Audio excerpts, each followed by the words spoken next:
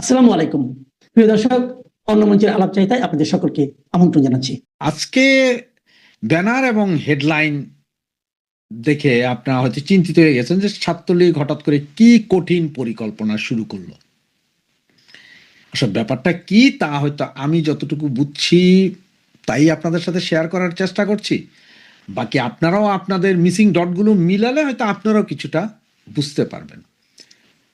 আপনারা একটা জিনিস হয়তো খেয়াল করেছেন, দীর্ঘ 18-19 মাস বা 20 মাস চলে গেল, এর ভিতরে যেহেতু বাংলাদেশ আওয়ামী লীগ এবং ছাত্রলীগের রাজনৈতিক কর্মকাণ্ড নিষিদ্ধ, এরপরও বিভিন্ন জায়গায় বাংলাদেশের বিভিন্ন জায়গায় হঠাৎ হঠাৎ করে ছাত্রলীগের ছেলেপেলারা মিছিল করছে।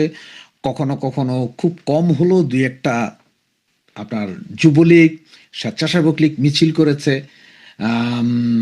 যুব মহিলা লীগ করেছে।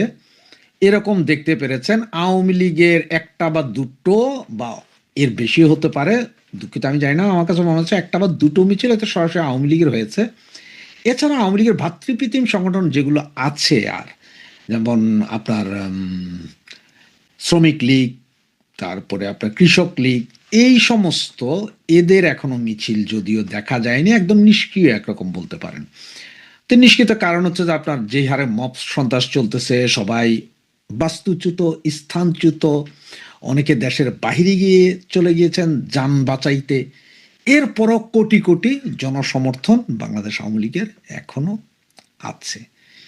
এই পরিস্থিতিতে আপনারা খেয়াল করছেন যে বাংলাদেশ ছাত্রলীগ তারা বিভিন্ন জেলা, উপজেলা এবং ইউনিভার্সিটিগুলোতে আপনার কমিটি দেওয়া শুরু করেছে। হ্যাঁ, আমি আপনাদের সাথে আমিও একমত যে অনেকখানে অনেকগুলো কমিটিতে হয়তো ভুল করা হচ্ছে।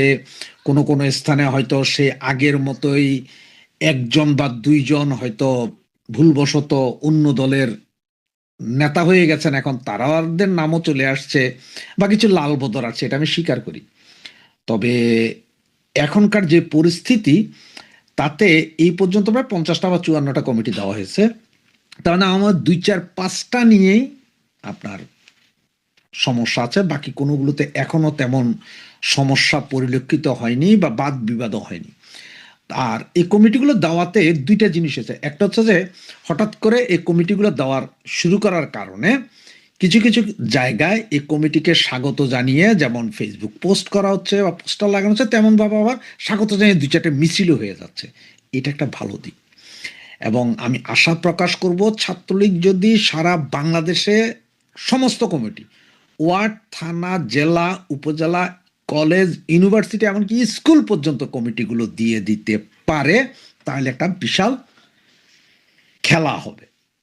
আর ছাত্রলীগ দেওয়ার সাথে সাথে যদি এর পরবর্তী সংগঠন যুবলীগ, যুবলীগে যদি সেম কাজটা করে, যুবলীগ, এরপরে আছে আপনার স্বেচ্ছাসেবক লীগ, কৃষক লীগ, শ্রমিক লীগ, মহিলা যুবলীগ, তারপরে আওয়ামী মহিলা লীগ যেটা আছে, এটা সহ আওয়ামী লীগের যেসব থানা ওয়ার্ডে কমিটি নেয়, এগুলোকে যদি রিসাবল করে ফেলা যায় এবং এটা পাবলিকলি চলে আসবে, কারণ এমনি পাবলিকলি জানে কে কোথায় কি করতেছে না করতেছে, এটা ঠিক। যদিও আমাদের হাজারো ভাইয়েরা তাদের বাড়িঘরে থাকতে পারছেন না, তারা উন্নত আছেন, কিন্তু একটা কমিটি হয়ে যাওয়ার পরে সবার মধ্যে একটা স্পিড আসবে। একজনে যদি 5জন করে ভাই, ব্রাদার, বন্ধু বান্ধব নিয়ে নামেন, তাহলে অনেক লাখো লোক সারা বাংলাদেশে যে কোনো সময় যে কোনো মুহূর্তে মিছিল করতে পারে। এখন যেমন হয়তো ধরেন চিটং একটা হচ্ছে, ঢাকায় হচ্ছে না, আবার আরেকদিন ঢাকায় হচ্ছে তো রাজশাহীতে হচ্ছে না, এরকম না করে আমার মনে হয় একটা সারা বাংলাদেশে যে কোনো একদিন ধুমাধুম 70-80-100টা মিছিল যদি বেরো যায়, 64 জেলায় 64টা মিছিল বেরিয়ে গেলে এইটা একটা ইম্প্যাক্ট তৈরি করবে, সরকারের উপর চাপ সৃষ্টি করবে। এখনই সুযোগটা এখন। সরকার মাত্র 2 মাস 3 মাস যাচ্ছে সরকারের, এর ভিতরে সরকারের সাথে এনসিপির সাথে জামাত, এনসিপি মানে একটা ভজকট আছেই। আর কিছু কিছু আওয়ামী লীগ, ছাত্রলীগ করতো বা আওয়ামী পরিবারের কিছু কিছু লোক ভয়ে হোক আর আগে গুপ্ত থাকুক, এখন প্রকাশ্য হোক, তারা এনসিপি, জামাত, বিএনপিতে জয়েন করতেছে। এগুলো যাবে, এগুলো নিয়ে চিন্তা করে লাভ নেই।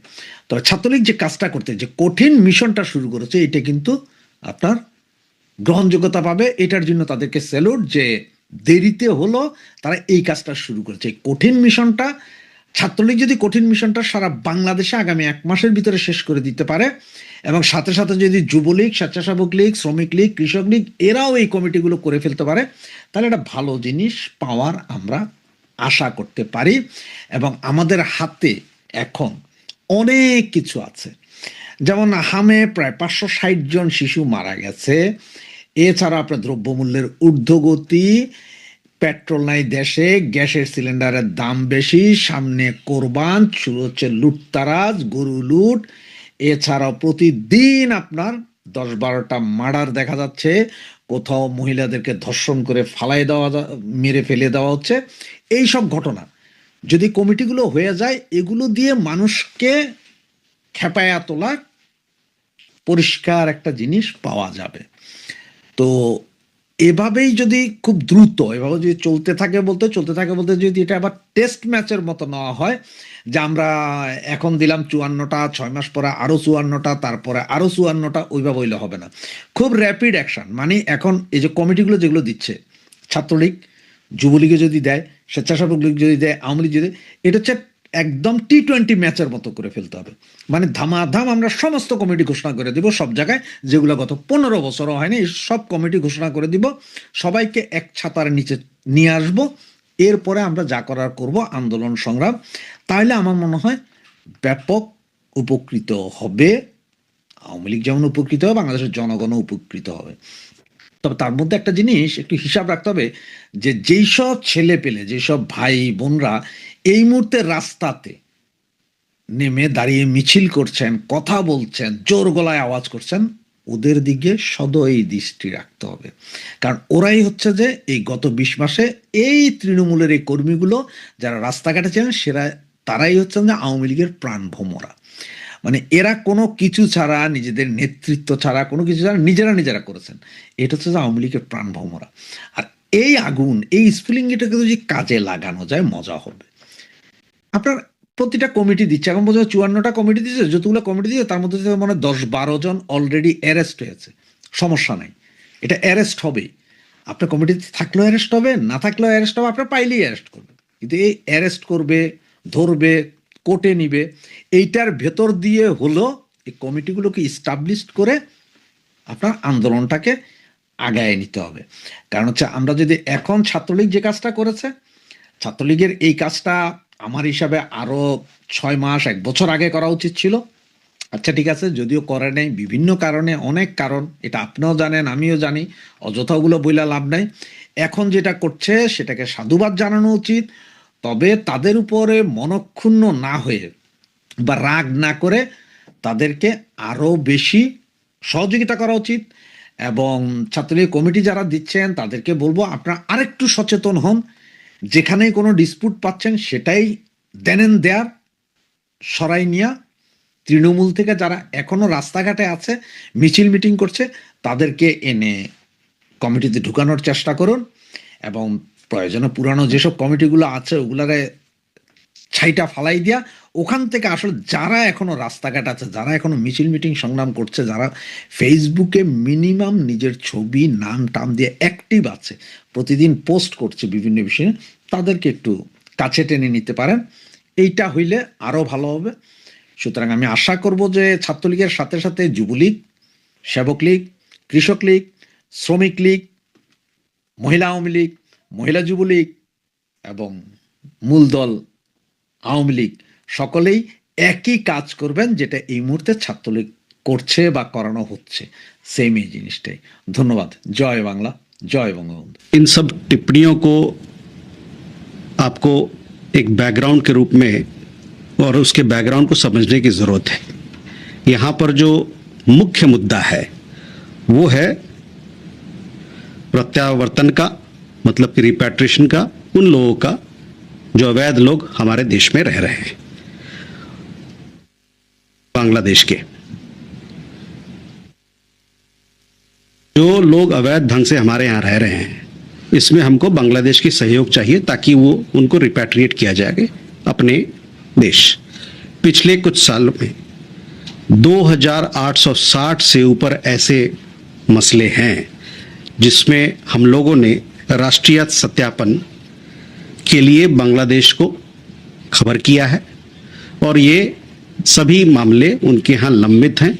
कई एक सारे मामलों में ये 5 साल से ज़्यादा लंबित हैं। हमारा, जैसे कि जानते हैं कि हमारा ये नीति है, ये पॉलिसी है कि जो भी विदेशी नागरिक हमारे यहाँ अवैध रूप से रह रहा है वो उनको अपने देश जाना पड़ेगा जब उनकी नेशनलिटी वेरिफिकेशन, उनका राष्ट्रीयता का सत्यापन हो जाता है। और हमारा ये अपेक्षा है बांग्लादेश से और उनके सरकार से कि जो नेशनलिटी वेरिफिकेशन यानी राष्ट्रीयता सत्यापन का जो हमने मांग उनको भेजा है उसको वो जल्द से जल्द पूरा करेंगे, ताकि जो भी अवैध रूप से बांग्लादेश के लोग हमारे यहाँ रह रहे हैं उनका रिपैट्रिएशन हो सके एक बड़े सुचारू रूप से। সুপ্রিয় দর্শক, সাজ্জাদ কাদিরের প্রীতি নিন, শুভেচ্ছা নিন। এই মুহূর্তে আপনাদের সামনে কথা বলতে চাই বঙ্গজয় রণমূর্তি দিল্লির বাংলাদেশ সীমান্ত নিয়ে বড় ঘোষণা মোদী সরকারের। আমি বরাবর একটা বিষয় মনে করি যে ভারতের জন্য, ভারতের যে পূর্ব সীমান্ত, দ্যাট মিনস বাংলাদেশ, আজকের বাংলাদেশ, এক সময়ের পূর্ব পাকিস্তান, আমার কাছে এই সময়ের প্রেক্ষাপটটা আজকে 24-26 চলমান 26, এই সময়টার সাথে ধরুন 1970-71-এর প্রেক্ষাপট যে পূর্ব সীমান্ত ভারতের, একদম একই রকম মনে হয়। সেই সময় বাংলাদেশ স্বাধীন হয়েছিল, বাংলাদেশ মানচিত্র তৈরি হয়েছিল, একটা নতুন জাতির জন্ম হয়েছিল, নতুন দেশের জন্ম হয়েছিল। শুধুই কি বাংলাদেশের জন্য? এখানে আন্তর্জাতিক ভূ রাজনৈতিক সমীকরণ ছিল, ভারত থেকে শুরু করে মার্কিন যুক্তরাষ্ট্র পর্যন্ত নানাভাবে ভারতের, বিশেষ করে ভারতের স্বার্থগত, স্বার্থ সংশ্লিষ্ট বিষয়ে 1971 সালে বাংলাদেশ স্বাধীন হয়েছে। এবং এ কথা কেউ যদি অস্বীকার করেন তাহলে করতে পারেন যে ভারতের সহযোগিতা ছাড়া 1971 সালে বাংলাদেশ আসলে স্বাধীন হতো না। অনেকে বলেন যে হয়তো 9 মাস না হয়ে 9 বছর লাগতো বা আরো কত বছর লাগতো, কোনোভাবে স্বাধীন হতো না। আজকে পাকিস্তানের এই বলুচের কথা যদি দেখেন, বলুচ 77 বছর যাবত জ্বলছে, তাদের সেই সমর্থন, আন্তর্জাতিক জোরালো সমর্থন বা প্রতিবেশী একটা রাষ্ট্রের খুব জোরালো সমর্থনের অভাবে বালুচ কিন্তু এখনো স্বাধীন হয়নি, বাংলাদেশও এখনো স্বাধীন হতো না। এটা আমার মত, আপনার ভিন্ন মত থাকতে পারে। তা আমি যেটি বলছিলাম যে 1971 পরিস্থিতি আর আজকের পরিস্থিতি কিন্তু একদম কোনো ফারাক আমি দেখি না। 1971 সালে যুদ্ধ দিয়ে বাংলাদেশ মুক্ত হয়েছিল। আজকেও ভারতের একটা বড় ধরনের চ্যালেঞ্জ যে বাংলাদেশকে মুক্ত করা, এই অর্থে যে তাদের পূর্ব সীমান্ত, তাদের ভারতের পূর্বাঞ্চল সুরক্ষিত রাখতে হলে, উত্তর পূর্ব ভারত সুরক্ষিত রাখতে হলে বাংলাদেশকে একটা স্থিতিশীল বাংলাদেশে রাখতেই হবে। ভারতের বিকল্প কোনো অপশন নাই। যদি বাংলাদেশ স্থিতিশীল বাংলাদেশ না থাকে, অস্থির বাংলাদেশ যদি হয়, তাহলে উত্তর পূর্বাঞ্চল নিয়ে ভারত মহা বিপদে পড়বে। সেই জায়গা থেকে আজকেও ভারতের বিরাট চ্যালেঞ্জ, 71-এ যুদ্ধ দিয়ে এই চ্যালেঞ্জটা মোকাবেলা করেছে। আজকে 55 বছর পর এসে হয়তো যুদ্ধ হবে না, কূটনীতি দিয়ে কূটনীতির বিজয় হবে। বিশ্বাস করি যে শেষ বিচারে বাংলাদেশও জিতবে, ভারতও জিতবে। আর 71-এর কুচক্রীরা যেমন ভাবে হেরে গেছে, আজকে 24-26-এর কুচক্রীরাও হেরে যাবে। এটা এখনকার জয়টা হবে কূটনীতি দিয়ে। আমি যেটি নিয়ে আলাপ করতে এসেছি, এই মুহূর্তের সব থেকে বড় খবর যে বদলে গেছে পশ্চিমবঙ্গের রাজনৈতিক মানচিত্র। আর ক্ষমতায় আসার পরেই বিশেষ করে অনুপ্রবেশ ইস্যু নিয়ে সরাসরি বাংলাদেশকে কড়া বার্তা দিল দিল্লি। ভারত এবং বাংলাদেশের মধ্যে বেশ খটকা শুরু হয়ে গেছে। কিন্তু আমি বাংলাদেশ বলছি, এটা বাংলাদেশ বলতে বাংলাদেশ নয়, বাংলাদেশের জনগণ নয়, বাংলাদেশের বৃহৎ জনগণ নয়, বাংলাদেশের সীমিত কিছু জনগণ, উগ্রপন্থী জনগণ যারা, এবং এই সরকার খেলা চলছে আওয়ামী লীগ সরকারের পতনের পর থেকে ইউনূস সরকার, তারই একটি বর্ধিত অংশ তারেক সরকার। এই সরকার টু সরকার, ভারত সরকার কেওয়াজ কিন্তু অলরেডি লেগে গেছে। আপনারা জানেন যে গত 4 মে পশ্চিমবঙ্গের বিধানসভা নির্বাচনে এক অভূতপূর্ব পালাবদল দেখেছে পশ্চিমবঙ্গ। দীর্ঘ 15 বছরের তৃণমূল শাসনের অবসান ঘটিয়ে 207টি আসন নিয়ে বাংলায় ক্ষমতায় এসেছে বিজেপি। আর এই জয়ের রেশ কাটতে না কাটতেই শুরু হয়ে গিয়েছে পুশব্যাক নীতি নিয়ে জোরদার চর্চা। বাংলাদেশের বিদেশ মন্ত্রী খলিলুর রহমানের মন্তব্যের পাল্টা কড়া জবাব দিল ভারত সরকার। কেন দিল্লি বলছে অনুপ্রবেশকারীদের ফেরত পাঠাবেই ভারত? আমাদের আলাপের শুরুতেই পশ্চিমবঙ্গের বর্তমান রাজনৈতিক প্রেক্ষাপটটা বুঝতে হবে। 294টি বিধানসভা আসনের মধ্যে 207টি আসন দখল করে বিজেপি এখন বাংলার মসনদে। আপনারা যদি প্রচার পর্বের দিকে ফিরে তাকান, দেখবেন প্রধানমন্ত্রী নরেন্দ্র মোদী থেকে শুরু করে স্বরাষ্ট্রমন্ত্রী অমিত শাহ প্রত্যেকের গলায় একটি সুর ছিল অনুপ্রবেশ মুক্ত বাংলা। বিজেপির এই জয়ের পরেই ভারতের বিদেশ মন্ত্রকের মুখপাত্র রণধীর জয়সওয়াল গতকাল এক ঐতিহাসিক বিবৃতি দিয়েছেন, যেখানে স্পষ্ট করে দেওয়া হয়েছে বাইরের দেশ থেকে এসে অবৈধভাবে ভারতে যারা বসবাস করছেন তাদের চিহ্নিত করা হবে, এবং শুধু চিহ্নিতকরণই নয়, তাদের নিজের দেশ অর্থাৎ বাংলাদেশে ফেরত পাঠানোই এখন ভারতের মূলনীতি। অর্থাৎ অনুপ্রবেশ ইস্যুতে মোদী সরকার এখন জিরো টলারেন্স নীতিতে এগোতে চলেছে। আপনারা কদিন আগে আসামের মুখ্যমন্ত্রী হিমন্ত বিশ্ব শর্মারও অনুপ্রবেশ ইস্যুতে আলাপ শুনেছেন। হিমন্ত বিশ্ব শর্মা ভারত বাংলাদেশ সম্পর্ক ভালো চায় না। সম্পর্ক ভালো থাকলে অনুপ্রবেশটা শিথিল থাকে, এজন্য সম্পর্কটা খারাপ থাকুক এটি চায়। বাংলাদেশের পক্ষ থেকে পাল্টা সুর শোনা গেছে। বাংলাদেশের বিদেশ মন্ত্রী খলিলুর রহমান একটি অত্যন্ত তাৎপর্যপূর্ণ মন্তব্য করেছেন। তিনি সাফ জানিয়েছেন, যদি পশ্চিমবঙ্গ থেকে কোনোভাবে পুশিন বা জোরপূর্বক কাউকে বাংলাদেশে ঢোকানোর চেষ্টা করা হয়, তবে ঢাকা চুপ করে বসে থাকবে না। আশ্চর্যের বিষয় হলো, বাংলাদেশে ক্ষমতাসীন দল বিএনপির অফিসিয়াল সোশ্যাল মিডিয়া হ্যান্ডেল থেকে এই মন্তব্যটি প্রচার করা হয়েছে। সেখানে ভারতের ক্ষমতার এই পালাবদলকে অত্যন্ত গুরুত্বের সাথে দেখা হচ্ছে। ঢাকা আশঙ্কা করছে যে পশ্চিমবঙ্গের নতুন সরকার ক্ষমতায় আসার পর সীমান্ত পরিস্থিতি বদলে যেতে পারে। আর এই পুশিন বিতর্কের মাধ্যমেই দুই দেশের মধ্যকার কূটনৈতিক উত্তেজনা এক নতুন পর্যায়ে পৌঁছেছে। এর সাথে একটু যোগ করা দরকার, গতকালকে চীনের সাথে তিস্তা প্রকল্প নিয়ে যে আলাপ হয়েছে বাংলাদেশের বিদেশ মন্ত্রী খলিলুর রহমানের, তিস্তা প্রকল্পে চীনকে আহ্বান জানিয়েছে খলিলুর রহমান। গতকাল আমি এটি নিয়ে কথা বলেছি, কিন্তু তারপরেও যে ভারতের কাছে তিস্তার জল চায়, কিন্তু সেই তিস্তা প্রকল্পের ম্যানেজমেন্ট বা এর নির্মাণ, এর সবকিছু কারিগরি সহযোগিতা, আর্থিক সহযোগিতা চীনের কাছে চায়। অর্থাৎ বাংলাদেশ ইতিমধ্যে দিনকে দিন দু নৌকায় পা দিচ্ছে বলেই প্রতীয়মান হচ্ছে। বৃহস্পতিবার বাংলাদেশের পররাষ্ট্রমন্ত্রী কিংবা বাংলাদেশ সরকারের এই যে মন্তব্য বা অবস্থান পরিষ্কার হবার পরই বা জল ঘোলা হবার পরই পাল্টা জবাব দিয়েছে ভারত সরকার। বিদেশ মন্ত্রকের মুখপাত্র রণধীর জয়সওয়াল জানিয়েছেন, গত কয়েকদিন ধরে বাংলাদেশের পক্ষ থেকে যে ধরনের মন্তব্য আসছে তা দিল্লির নজর এড়ায়নি। তিনি সরাসরি মূল ইস্যু বা প্রধান ইস্যুটি তুলে ধরেছেন। ভারতের অবস্থান পরিষ্কার, অবৈধ বিদেশি নাগরিকদের এদেশে জায়গা নেই, তাদের ফিরে যেতেই হবে। এখানেই শেষ নয়, জয়সওয়াল একটি বড় তথ্য ফাঁস করেছেন। বর্তমানে বাংলাদেশের কাছে নাগরিকত্ব যাচাইয়ের জন্য 1860টিরও বেশি মামলা ঝুলে রয়েছে। ভাবুন একবার, এর মধ্যে অনেকগুলো মামলা 5 বছরেরও বেশি সময় ধরে বিবেচনাধীন।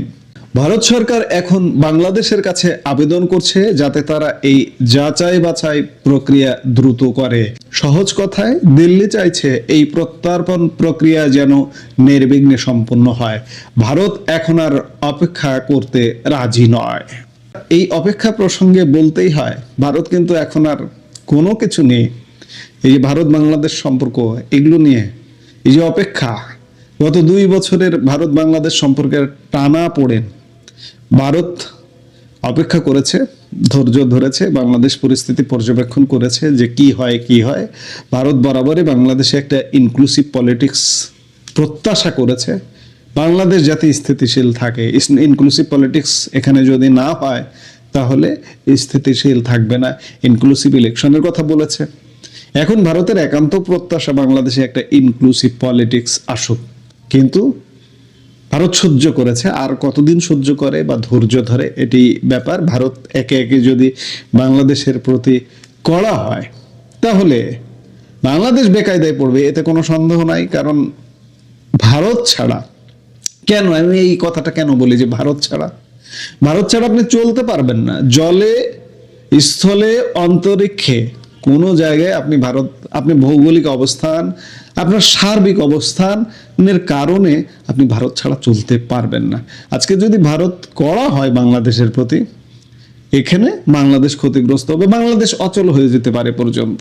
যাই হোক, আমাদের মনে রাখতে হবে এবারের নির্বাচনে বিজেপির অন্যতম প্রধান তুরুপের তাস ছিল অনুপ্রবেশ সমস্যা। নির্বাচনী জনসভাগুলোতে বারবার প্রতিশ্রুতি দেওয়া হয়েছিল যে ক্ষমতায় এলে অনুপ্রবেশকারীদের দেশ ছাড়া করা হবে। এখন সেই প্রতিশ্রুতি বাস্তবে রূপ দেওয়ার সময় এসেছে। ভারতের বিদেশ মন্ত্রকের এই বার্তা শুধু কূটনৈতিক নয়, এর মধ্যে একটি রাজনৈতিক অঙ্গীকারও মিশে আছে। রাজনৈতিক অঙ্গীকার বলতে পারেন নির্বাচনী প্রতিশ্রুতি। নির্বাচনী জনসভাগুলোতে পশ্চিমবঙ্গে বলুন, আসামে বলুন, এই অনুপ্রবেশ ইস্যুতে নির্বাচনী যে কথাবার্তা, নির্বাচনী যে ডায়ালগ, সেই ডায়ালগে একটা অন্যতম ইস্যু ছিল অনুপ্রবেশ, এবং সেই ইস্যুরই বাস্তবায়ন করতে চাইবে যে ভারত, এতে কোনো সন্দেহ নাই। এখন বড় প্রশ্ন হলো, পাল্টা বাংলাদেশ কি প্রতিক্রিয়া দেয়? দুই প্রতিবেশী দেশের সম্পর্কে এই পুশব্যাক নীতি কি কোনো বড় সংঘাতের দিকে মোড় নেবে, নাকি আলোচনার মাধ্যমেই 1860টি ঝুলে থাকা মামলা সমাধান হবে? দর্শক বন্ধুরা, অনুপ্রবেশ ভারতের জন্য একটি দীর্ঘস্থায়ী জাতীয় নিরাপত্তার ইস্যু। পশ্চিমবঙ্গের এই ক্ষমতার পট পরিবর্তন শুধু ভারতের অভ্যন্তরীণ রাজনীতিতে নয়, বরং গোটা দক্ষিণ এশিয়ার ভূ রাজনীতিতে এক বড় কম্পন তৈরি করেছে। ভারত স্পষ্ট করে দিয়েছে অনুপ্রবেশকারীদের ফেরত পাঠানো হবেই। অন্যদিকে বাংলাদেশও তাদের রক্ষণাত্মক অবস্থানে অনড়। এখন দেখার বিষয় সামনের দিনগুলোতে কি ঘটছে। আমরা অবশ্যই বাংলাদেশের নাগরিক হিসেবে বা পর্যবেক্ষক হিসেবে দেখব যে সামনে কি ঘটছে। এই মুহূর্তে ভিডিও থেকে বিদায় নিতে চাইছি। সবাই ভালো থাকুন,